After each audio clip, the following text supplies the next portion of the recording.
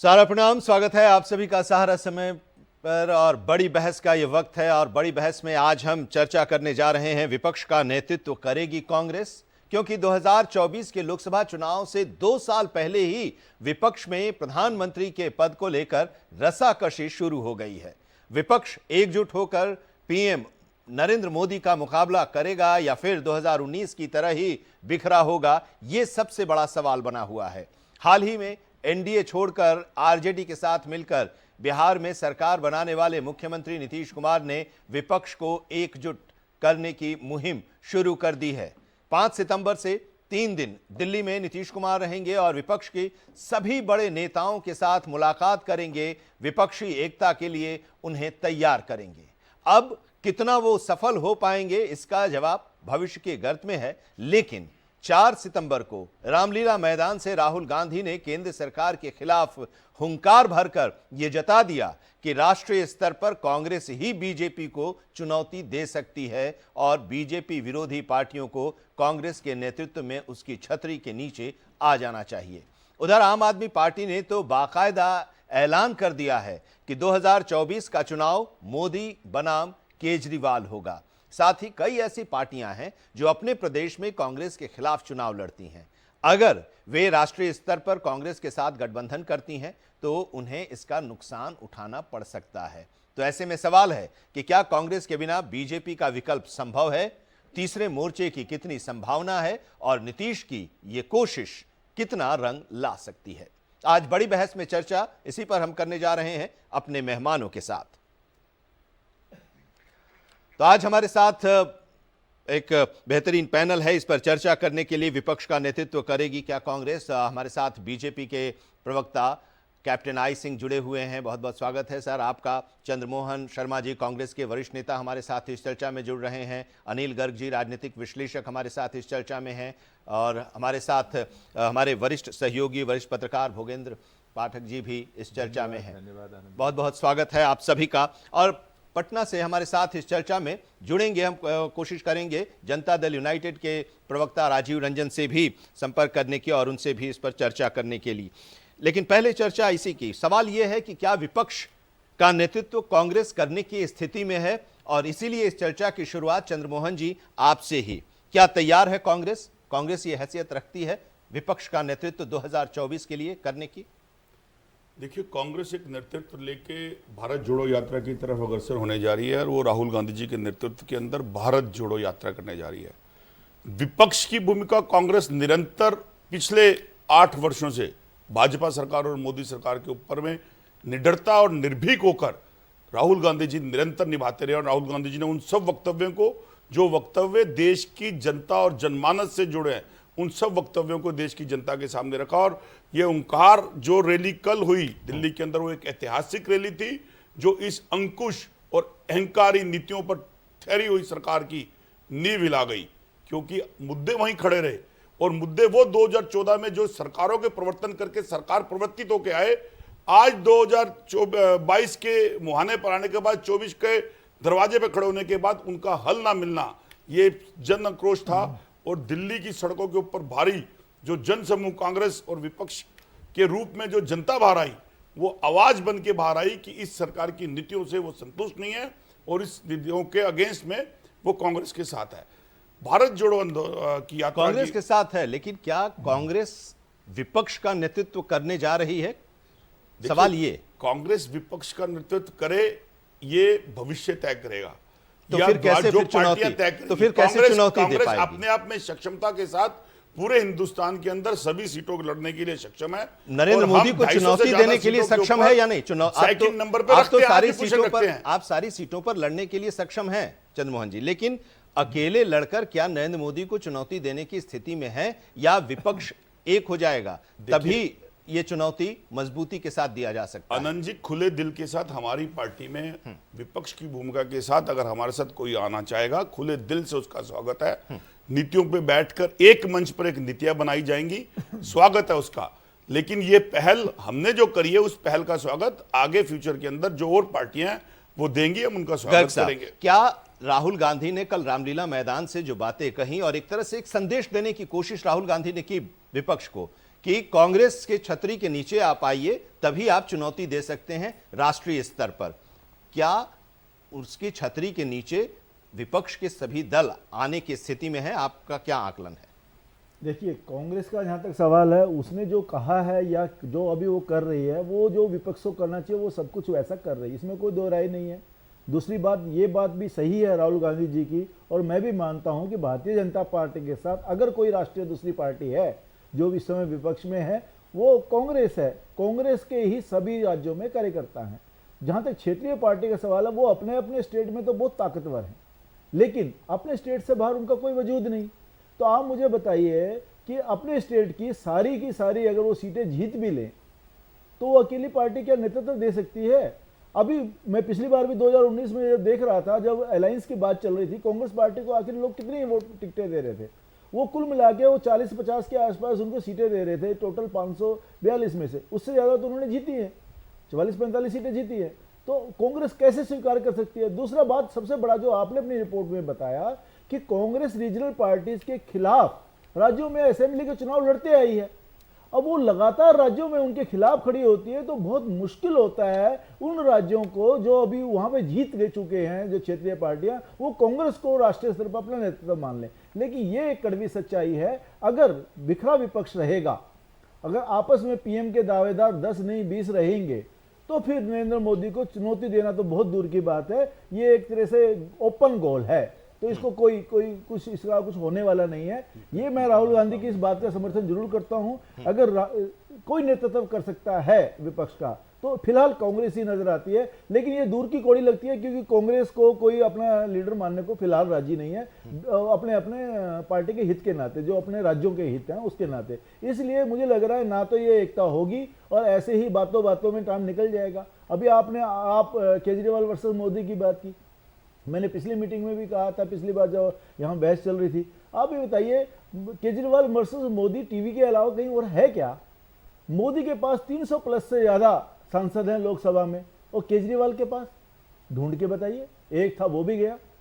0 सांसद लोकसभा के लेके कैसे कोई मोदी को चुनौती दे सकता है? अब उनकी एक ये रणनीति तो हो सकती है ना कि हम किसी के साथ नहीं जा रहे हैं। नहीं, वो रणनीति उनकी तो ये तो एक क्लियर है, वो रणनीति उनकी अकेली नहीं है, वो रणनीति सारी क्षेत्रीय पार्टियों की। आप नेशनल पार्टी कह सकते हैं, मैं उसको नेशनल पार्टी नहीं मानता। दिल्ली में वो एक पार्टी है, मजबूत पार्टी है, सबसे बड़ी पार्टी है इस समय, इसमें कोई दो राय नहीं। पंजाब में उसका परफॉर्मेंस जैसे उन्होंने दिखाया, जबरदस्त दिखाया। कारण अलग अलग होंगे, जब इस पे चर्चा होगी हम बात करेंगे, लेकिन वो लोकसभा में सीटों में परिवर्तित होंगे, मैं इसको नहीं मानता। दिल्ली भी उसका उदाहरण है। दिल्ली में 67 सीटें जीतने के बाद, तो 7 सीट बीजेपी ने जीती। तो आप ये मान लीजिए, असेंबली के चुनाव में वोटर की मानसिकता कुछ और होती है, और जब आम चुनाव होते हैं, जनरल, शायद यही हिचकिचाहट भी है, यही हिचकिचाहट है कि अगर राष्ट्रीय स्तर पर हम समझौता करेंगे तो क्षेत्रीय स्तर पर उसका नुकसान उठाना पड़ सकता है। ऐसा नहीं है। आप देखिए, आरजेडी और जेडीयू कभी एक दूसरे के खिलाफ होती है, कभी एक दूसरे के साथ होती हैं। बीजेपी पीडीपी साथ आ सकती हैं। तो ये कोई ऐसी बात नहीं है, समीकरण अपने अपने हितों के हिसाब से बदलते रहते हैं। नेशनल स्तर पे अगर वो आपस में नहीं, वो कांग्रेस के खिलाफ नहीं लड़ते ना। जब लड़ते हैं तो सब एक साथ मिलकर लड़ते हैं, कांग्रेस के साथ लड़ते हैं। नहीं, बिहार में आरजेडी और कांग्रेस का गठबंधन है, और 2015 में नीतीश, लालू और कांग्रेस तीनों मिलकर लड़े थे। अभी भी वो अलायंस वही है। जहां कांग्रेस बिल्कुल जीरो, वो अभी उत्तर प्रदेश में भी तैयार है। बेसिकली जहां पर दो पार्टी और के बीच में सीधी लड़ाई है, वहां पर ज्यादा दिक्कत आती है। हाँ, कैप्टन साहब, अब नीतीश कुमार की पार्टी का कल राष्ट्रीय कार्य समिति की बैठक हुई। राष्ट्रीय अध्यक्ष ने कहा कि 50 सीटों पर हम समेट देंगे भारतीय जनता पार्टी को। विपक्ष की एकता के लिए नीतीश कुमार अब निकल चुके हैं, 3 दिन तक दिल्ली में रहेंगे और एक रणनीति बनाएंगे। केसी त्यागी कह रहे हैं कि प्रधानमंत्री का चेहरा नहीं, लेकिन विपक्ष को एक करने के लिए वो निकले हुए हैं, बीजेपी को चुनौती देने के लिए। इससे पहले भी उन्होंने कहा था कि 2019 तो था, लेकिन 2024-2019 नहीं होगा। आनंद जी, मन बहलाने के लिए ख्याल अच्छा है। आपके पुराने साथी हैं, तभी तो कह रहा हूं कि मन बहलाने के लिए ख्याल अच्छा है। नीतीश कुमार आज दिन तक बिहार में अपने बलबूते पे कभी सरकार तो बना नहीं पाए, और वो केंद्र की राजनीति अब सोचने जा रहे हैं। और फिर सबसे बड़ी बात देखिए कि इनमें अभी तक यही पता नहीं है कि कौन किसके साथ आएगा कि नहीं आएगा। तो फिर ये कहां से केंद्र में ये खड़े हो पाएंगे। और कल जो राहुल गांधी ने रैली करी रामलीला मैदान में, तो वहां जब राहुल गांधी बोल रहे थे तो ऐसा कतई ही नहीं लग रहा था कि कोई एक राष्ट्रीय पार्टी का राष्ट्रीय अध्यक्ष बोल रहा है। ऐसे इस तरह से बोल रहे थे जैसे कोई नौसिखिया हो जिसे कुछ आता ही ना हो। अभी वो राष्ट्रीय अध्यक्ष हैं भी नहीं रह चुके हैं, पूर्व तो हैं। हाँ। और वर्तमान में भी वही बनेंगे, किसको वहां पर दूसरा कोई बन नहीं सकता है, नेहरू परिवार के अलावा नेहरू गांधी परिवार का ही बनेगा। अब आनंद जी, मैं आपको बताना चाहूंगा कि राहुल गांधी ने ऐसे ऐसे वहां शब्द यूज किए कि उन्होंने जो आटा के साथ दूध के साथ आटा को भी जो है ना लीटर में बेच दिया। तो जिस आदमी को आटा दूध में डिस्टेंस और फर्क मालूम नहीं है, तो आप क्या जनता देश की जो है ना इनको प्रधानमंत्री के लिए कभी सोच सकती है?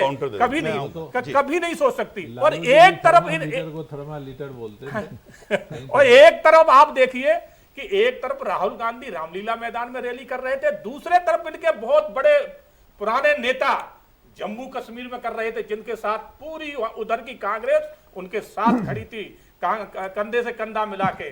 तो वो भी कांग्रेस को चैलेंज कर रहे थे। तो कांग्रेस बची कहां है? आज कांग्रेस के पास ना तो नेता बचा है ना नीति बची है। कांग्रेस के पास अगर कुछ रह गया है तो एक राहुल गांधी, एक गांधी परिवार रह गया। इसके अलावा कांग्रेस आज कुछ है नहीं कहने के लिए। इसी वजह से आप निश्चिंत हैं?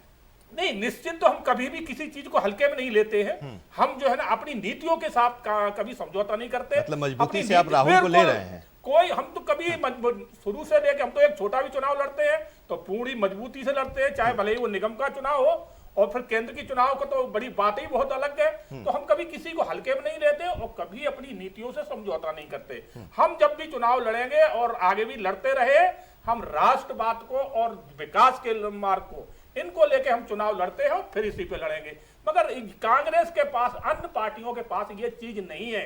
इन पार्टियों जब विपक्ष मजबूत होता है और एक साथ जब आता है, विकल्प बनकर आता है, तो फिर उसका नुकसान भी उठाना पड़ता है। आनंद जी, जनता जानती जो सत्ता में रहती है। आनंद जी, जनता जानती है कि जितनी आज की तारीख में पार्टियां हैं, कांग्रेस से लेके और जितनी ये क्षेत्रीय पार्टियां हैं, सारी परिवार की पार्टियां हैं। बताइए इसमें किसमें परिवार नहीं है? आनंद जी, परिवार के अलावा दूसरा इनमें कोई है ही नहीं। कांग्रेस परिवार को बचाने में आज लगी। आज कांग्रेस चुनाव की तैयारी नहीं कर रही है, एक परिवार को बचा रही है जो जेल के जाने के रास्ते पे खड़ी है, क्योंकि राहुल सोनिया बेल पे हैं।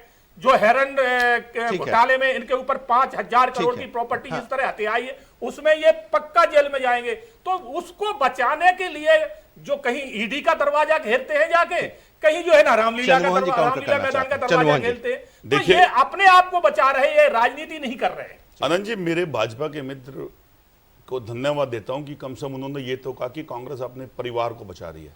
हाँ, हम अपने परिवार को बचा रहे हैं। हमारा परिवार 135 करोड़ जनमानस है और आपका परिवार 2, हम 2, हमारे 2, हम 2 और हमारे 2।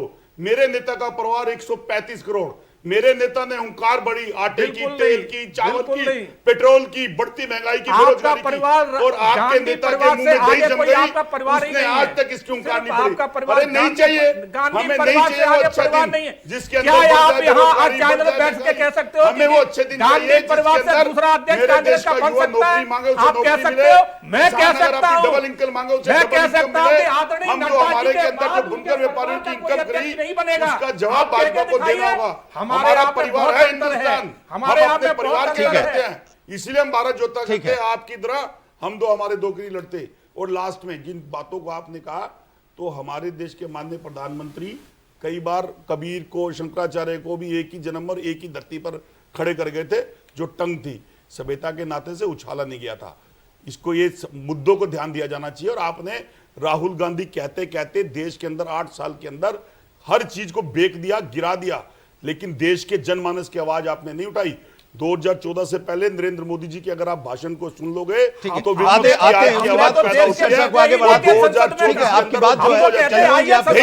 भाजपा के मुख के अंदर। हाँ, आते हैं, इस चर्चा को हम आगे बढ़ाएंगे। हम लोग चर्चा अभी कर रहे थे पाठक जी, नीतीश कुमार के आने से क्या विपक्ष कि या मोदी विरोधी पार्टियां जो हैं, या भारतीय जनता पार्टी या एनडी विरोधी पार्टियां जो हैं, वो एक छतरी के नीचे आ सकती हैं? नीतीश कुमार की कवायद क्या रंग ला सकती है? देखिए, बिल्कुल नहीं ला सकती। अब देखिए, नीतीश कुमार जी की जो क्रेडिबिलिटी है, उस पर कौन शक नहीं करता? क्या आप नहीं करते? हम नहीं करते? क्या आरजेडी के लोग नहीं करते? क्या बीजेपी नहीं करती? क्या कांग्रेस नहीं करती?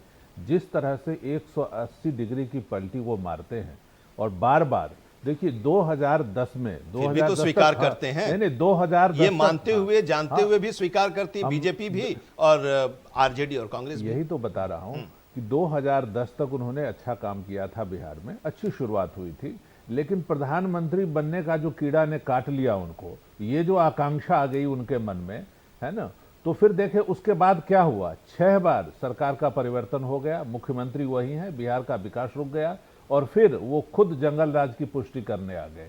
तो इस तरह से उनके नेतृत्व पे मुझे नहीं लगता देश में कोई भी विश्वास करेगा। जब क्रेडिबिलिटी नहीं होती ना तो कोई काम नहीं होता, वो कितना भी घूम जाए कुछ नहीं होना है। और आप देखें लोकसभा चुनाव में उनको कितनी सीट मिलेगी चुनाव लड़ने के लिए, और आप क्या समझते हैं कि लालू जी उनका साथ देंगे? कभी नहीं प्रधानमंत्री बनने देंगे। अगर वो प्रधानमंत्री बन जाएंगे तो फिर लालू जी कौन सी राजनीति करेंगे? उनके घर के लोग, उनके बच्चे क्या करेंगे? कभी नहीं, बिहार का राज असंभव है, संभालेंगे। असंभव है। देखिए 2018 में चंद्रबाबू नायडू ने शुरुआत की थी, विपक्ष को एक करने की कोशिश की, आज बीजेपी के द्वार पर खड़े हैं। अपना चुनाव भी हार गए थे अपने गृहनगर में, क्या स्थिति उनकी हो गई। आप देख लें ममता बनर्जी आज कह रहे हैं कि आरएसएस में अच्छे लोग भी हैं, है ना। आप उसी तरह से आप देख लें शरद पवार जी ने शुरुआत की थी एक समय में, क्या है उनकी स्थिति। अगर विपक्ष का कोई नेतृत्व कर सकता है तो वो कांग्रेस ही, मोतीलाल नेहरू, जवाहरलाल नेहरू, इंदिरा गांधी, राजीव गांधी, सोनिया गांधी। आज भी सोनिया गांधी के दरबार पे विपक्ष के ज्यादातर नेता माथा टेकने जाते हैं, ऐसे ही नहीं जाते। कांग्रेस के पास पूरे देश में एक संगठन है, एक ताकत है। कांग्रेस, कमजोर कांग्रेस भी, वो जेडीयू, आरजेडी और तमाम जो केसीआर के जो ऐसे दल हैं उन सबसे बहुत ज्यादा मजबूत है। इसलिए विपक्षी एकता तभी हो सकती है जब कांग्रेस के किसी व्यक्ति को नेता माने। बाकी तीसरे मोर्चे का गठन वो कर सकते हैं, तो फिर वही टाइट फिश हो जाएंगे। जब 3 भागों में वोट बंटने की स्थिति आएगी तो बीजेपी ऐसे ही जीत जाएगी। ऐसे भी बीजेपी ने जो काम किया है, अभी 5वीं सबसे बड़ी अर्थव्यवस्था है भारत की। आप ये देखें कि ग्रोथ रेट जो है जीडीपी की वो 13.5 पे है और कोशिश की जा रही है। जिस तरह से एक काम हो रहा है और 80 करोड़ जनता को कोरोना के समय में भोजन देना, ये एक बड़ी बात है। देश को एक बना के रखना है। हाँ, कांग्रेस जब तक हिंदुत्व को बल नहीं देगी, जब तक कांग्रेस ये नहीं चाहेगी कि हम हिंदुत्व की और जो भी तमाम धर्म है उनको एक समान पुष्टिकरण और तुष्टिकरण की नीति जब तक नहीं छोड़ेगी, तब तक कांग्रेस भी आगे नहीं बढ़ सकती। उसको आतंकवाद के खिलाफ धारा 370 का समर्थन करना होगा और ये बताना होगा कि नहीं, धारा 370 जो बदला है उसे हटाया गया है, ये सही है, ये कहना होगा, हिंदुत्व का साथ देना होगा, तभी कांग्रेस मजबूत होगी, नहीं तो फिर मजबूत नहीं होगी, विपक्ष में ऐसे ही बैठे रहेगी। गर्ग साहब, लेकिन अब सवाल ये है कि अब ये सारी बातें हो रही हैं, कांग्रेस के छतरी के नीचे लोगों को आना चाहिए राष्ट्रीय विकल्प बनने के लिए, लेकिन शायद वो संभव होता दिखाई नहीं दे रहा है। और चंद्रमोहन जी भी कह रहे हैं कि हम कोशिश कर रहे हैं, कोशिश करेंगे, जिनको आना है वो आए। तो ऐसे में अब एक संभावना फिर वही बनती है तीसरे मोर्चे की। नहीं, अभी तो आज मैं ओम प्रकाश चौटाला जी को सुन रहा था, उन्होंने तो एक तरह से तीसरा मोर्चा बनने की घोषणा भी कर दी। आप ये चीज देखिए ना, अगर कांग्रेस मैन को ही प्रधानमंत्री बनाना होता तो नीतीश को बीजेपी के साथ अलायंस रखने में क्या दिक्कत थी? बहुत मजे से, सबसे ज्यादा नेचुरल अलायंस का बीजेपी पीएम बनने की आकांक्षा उनकी तो है अगर ना। अगर उनको, यही मैं कह रहा हूँ, अगर कांग्रेस मैन को ही पीएम बनाना था विपक्ष को, तो जेडीयू हर हालत में बीजेपी के साथ होती। देखिए, जो 2 बार से 3 बार से सीएम बन जाता है ना, तो उसका दिल आवाज करता है, ये दिल मांगे मोर।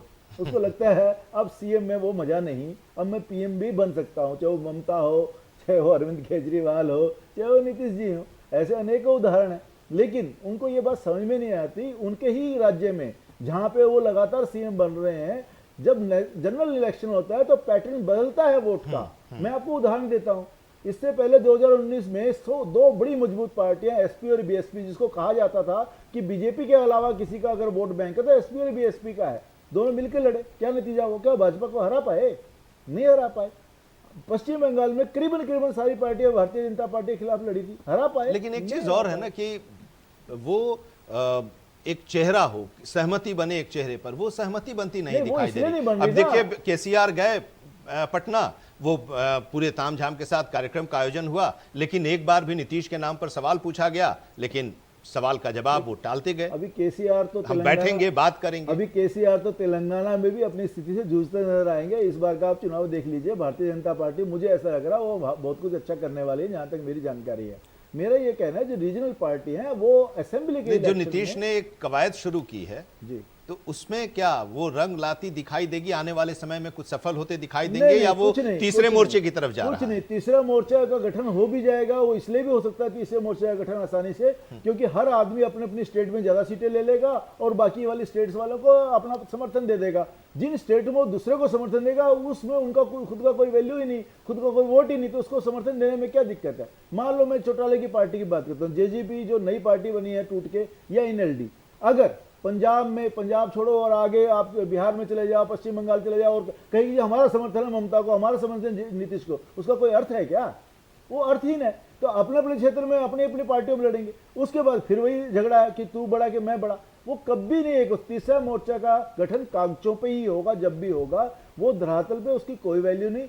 अगर सचमुच विपक्ष एक होना चाहता है, जैसे पाठक जी ने कहा, अभी भी आप ये देखिए बासी जो खीर होती है ना साहब, वो सब्जी से अच्छी ही रहती है। कांग्रेस हाशिए पे होगी, लेकिन इतनी भी नीचे नहीं गई है कि वो दो जो ये सांसद है उनको अपना नेतृत्व मानने को तैयार हो जाए। क्यों मानेगी? उसके पास आज भी 44 सांसद है ना जी। आप मुझे बताओ किस पार्टी के पास 44 सांसद है और बाकियों को जोड़ने के बाद भी बड़ी मुश्किल से बनेंगे?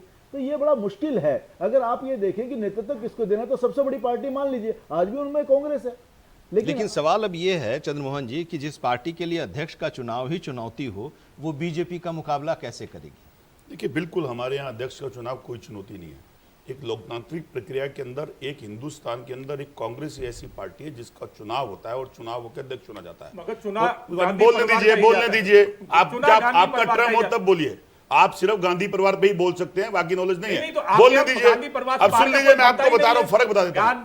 फर्क बताने दीजिए। आपकी एक बार चैनल पर कह दें कि गांधी परिवार से बाहर का कोई अध्यक्ष बन सकता है, एक बार कह दें आप। मैं कह सकता हूं, अभी जवाब दे रहा हूं। मैं कह सकता हूं कि नड्डा जी के बाद नड्डा जी के परिवार मेरा से सवाल कोई नहीं इसलिए भी बनेगा। था चंद्रमोहन जी, मेरा सवाल इसलिए भी था कि कांग्रेस का जनाधार तेजी से घट रहा है। 2014 से ये दिखता आ रहा है और ये जो है वो मतदाताओं में अविश्वास की भावना जो कांग्रेस को लेकर है वो नतीजों के साथ भी दिखाई देती है। मैं तो कैसे उसको मीट करना? थोड़ा सा बड़ी समय चुनौती दीजिएगा, है। मैं इनकी बात को जो दूंगा उनको भी दूंगा। देखिए, कांग्रेस एक ऐसी पार्टी है जो लोकतांत्रिक तरीके से अपना अध्यक्ष चुनती है और स्पष्टता के साथ मेरे साथ जो और बुद्धिजीवी वर्ग बैठे हैं, आप भी बैठे हो, क्यों चर्चा होती है बार बार कांग्रेस के अध्यक्ष चुने जाने की? कारण यह है कि उसी के अंदर ऐसी प्रक्रिया, क्या कांग्रेस ने गांधी परिवार से अध्यक्ष अलग नहीं दिए? कौन सी ऐसी पार्टी है जिसने ऐसा अध्यक्ष चुना हो? क्या भाजपा चुनती है ऐसे अध्यक्ष? साइलेंट में रात के अंधेरे के अंदर अध्यक्ष आ जाता है। एक जंतर मंतर पर पैदा हुई पार्टी जिसने संस्थापक की तौर के ऊपर 3 साल के अध्यक्ष की टर्नओवर रखी थी, उसने आपके सारे संस्थापकों को बाहर निकाल दिया और आज तक अध्यक्ष पद अपने पास रखा।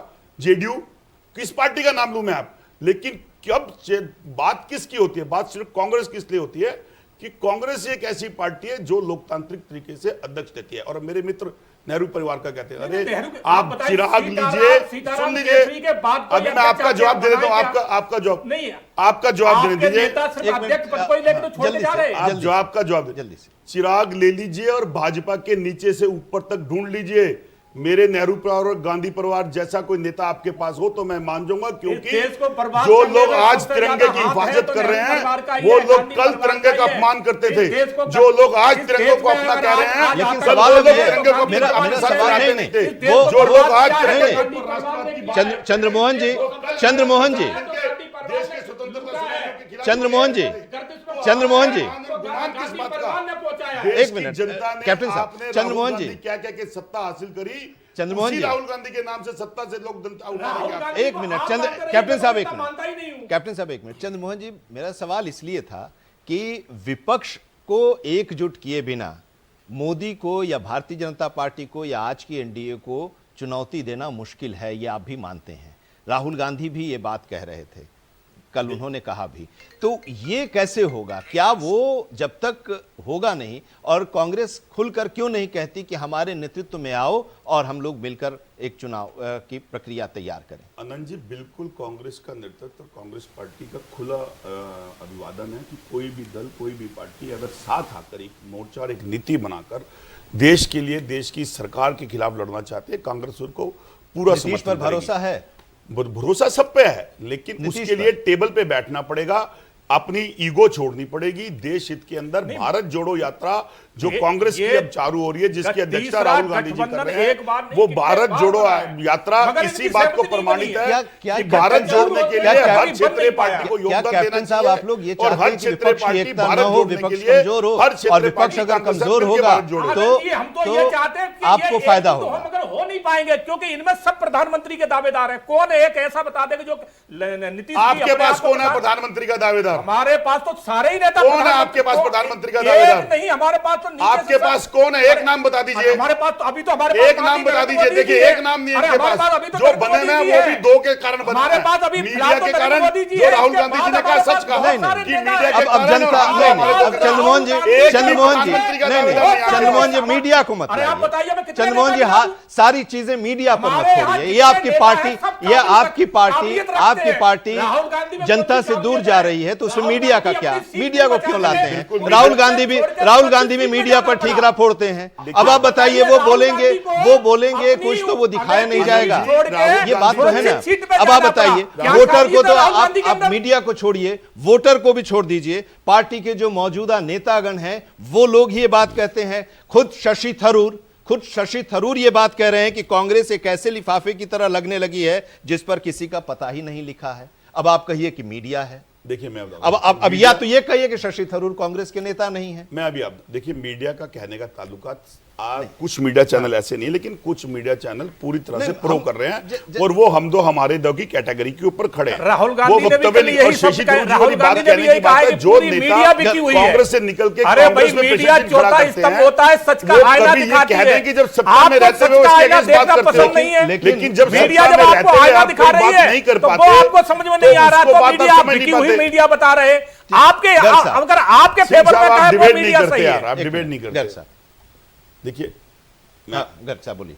जी, मैं ये कह रहा था, जो अभी मैं अपने दोनों साथियों की चर्चा सुन रहा था, मीडिया की बात कही, बीच में कोर्ट्स की बात आई, इन्वेस्टिगेशन एजेंसीज की बात आई। ये 10 साल पहले का परिदृश्य एकदम उल्टा था। अगर आप इसको नोट करेंगे, उस समय भारतीय जनता पार्टी के लोग कह रहे थे मीडिया जो है भोंपू है कांग्रेस का, जो इन्वेस्टिगेटिंग एजेंसीज हैं वो सरकार के इशारे पे काम कर रही हैं। और उन्होंने यही कोर्ट्स कहा के- जाता था कोर्ट्स राजीव के- गांधी के समय उन्होंने- पे कि उन्होंने दूरदर्शन सब- पर मुस्कुराता हुआ चेहरा इतना दिखाई ही है देता कि उन्होंने कोर्ट्स को बख्श दिया था, लेकिन राहुल गांधी ने उसको भी नहीं बख्शा। मेरा कहना है, ये अगर कांग्रेस आज इन सारी बातों में कहती है तो वो 10 साल पहले जो भाजपा कहती है उसको एंडोर्स करती है। इसका मतलब वो खुद कहती है जब हम सत्ता में थे तो हम इन चीजों को मैनेज करते थे। मैं ये कहता हूँ, जो मीडिया है, मीडिया सबको दिखाता। क्या राहुल गांधी का भाषण नहीं सुनाता? अरविंद केजरीवाल का भाषण नहीं सुनाता? अगर वो जनता में प्रभावित नहीं कर पाता, उसकी टीआरपी नहीं बन पाती, उसका दोष मीडिया को देना गलत है। मीडिया वही दिखाता है जो उसको लोग देखते हैं और देखने के बाद उनकी टीआरपी बढ़ती है। वो बार बार उसी को दिखाना पसंद करेंगे। सरकार के कार्यक्रम वो पहले भी दिखाते थे, आज भी दिखाते हैं। तो ये अपनी हताशा दिखाता है, इससे आप अपनी कमजोरी दिखाते हैं। इससे मुझे लगता है विपक्ष को बचना चाहिए। दूसरी बात, जो मैं अभी आप जो कर रहे थे चर्चा कि क्यों नहीं कांग्रेस के नीचे सब लोग आते, उनका जो एक बड़ा मुख्य कारण ये भी है कि कांग्रेस को भी लगता है बीच बीच में, जैसे 2004 में शाइनिंग इंडिया के जोरदार नारे के बीच, अटल बिहारी की अपार लोकप्रियता के बीच में by default anti incumbency factor बताए समझिए या किसी और अन्य कारण को आप बोल दीजिए, लेकिन कांग्रेस सत्ता में आ गई थी। जब एक बार सीट ज्यादा आ गई तो बाकी लोग उससे जुड़ गए और उन्होंने 10 साल सरकार चला ली। तो उनको ऐसा लगता है बाय डिफॉल्ट अब भी ऐसा हो सकता है एंटी इनकम्बेंसी फैक्टर आ जाए, लोग मोदी से नाराज हो किसी न किसी अन्य कारणों से। लेकिन ये बात तो हमें समझनी पड़ेगी कि बाय डिफॉल्ट अगर आप जीत के काम ना करते हैं तो आप सिर्फ भाग्य के भरोसे बैठे हैं, आप कुछ कर नहीं पा रहे, आप कर्महीन है, तो इससे चलेगा नहीं। और दूसरी बात और है, 2004 और 2024 की परिस्थितियां एक जैसी नहीं रहेंगी, क्योंकि देश जिस तेजी से, क्योंकि अटल बिहारी वाजपेयी लोकप्रिय नेता थे, कोई शक नहीं, लेकिन जो मोदी जी की छवि है वो विश्व के सबसे बड़े लोकप्रिय नेता की बनी है, उसको तोड़ना इतना आसान नहीं है। तो मुझे लगता है बिना कुछ किए तो यह होने वाला नहीं है। ठीक है, इसी में एक आखिरी कमेंट बहुत संक्षेप में पाठक जी, क्या कांग्रेस के बिना बीजेपी का विकल्प संभव है? यहीं से कंक्लूड करेंगे। बिल्कुल, कांग्रेस के बिना बीजेपी का विकल्प संभव नहीं है, इसलिए कि कांग्रेस ही एक राष्ट्रीय दल है और कांग्रेस की अभी भी पहुंच लोगों तक है। और जितने भी विपक्ष के लोग हैं, अब देखिए नीतीश कुमार जी, वो चाह रहे हैं किसी तरह से आरजेडी भ्रम में रहे। देखिए आरजेडी के पास अगर 2-4 विधायक आ गए ना जेडीयू से टूटकर, तो वो खुद सरकार बना लेगी, तो वो भ्रम में रखना चाहते हैं। और जितने भी और सब मिलकर एक तो हो ही नहीं पा रहे हैं। होगा यही कि चुनाव होगा, कांग्रेस की सीट ज्यादा आएगी और बाकी जो दल है वो मिलकर अगर सरकार बना पाएंगे तो बना पाएंगे, नहीं तो संभावनाएं तो नहीं दिखती। विपक्षी एकता कांग्रेस के बिना संभव नहीं है और तीसरा मोर्चा अभी खड़े होने की स्थिति में अभी तो सपने में ही है, अभी साकार हुआ ही नहीं है, और अगर हो भी जाए तो भी उसकी क्षमता जो है वो संदिग्ध है। ठीक है, 2019 के लोकसभा चुनाव के बाद 17 विधानसभा चुनाव हुए, कांग्रेस एक भी राज्य में जीत नहीं पाई, लेकिन बावजूद इसके आप कांग्रेस को खारिज नहीं कर सकते हैं क्योंकि आज बीजेपी का कोई राष्ट्रीय विकल्प नहीं है, यह भी एक सच है, और बिना कांग्रेस के कोई विकल्प भारतीय जनता पार्टी का बन भी नहीं सकता है। बहुत बहुत शुक्रिया हमारे साथ इस चर्चा में जुड़ने के लिए आप सभी मेहमानों का। कैप्टन आई सिंह जी शुक्रिया, चंद्रमोहन शर्मा जी, गर्ग साहब आपका भी बहुत बहुत शुक्रिया, भूपेंद्र पाठक जी आपका भी बहुत बहुत शुक्रिया इस चर्चा में बड़ी बहस में शामिल होने के लिए, उसका हिस्सा बनने के लिए। जुड़े रहिए सहारा समय के साथ। सहारा प्रणाम।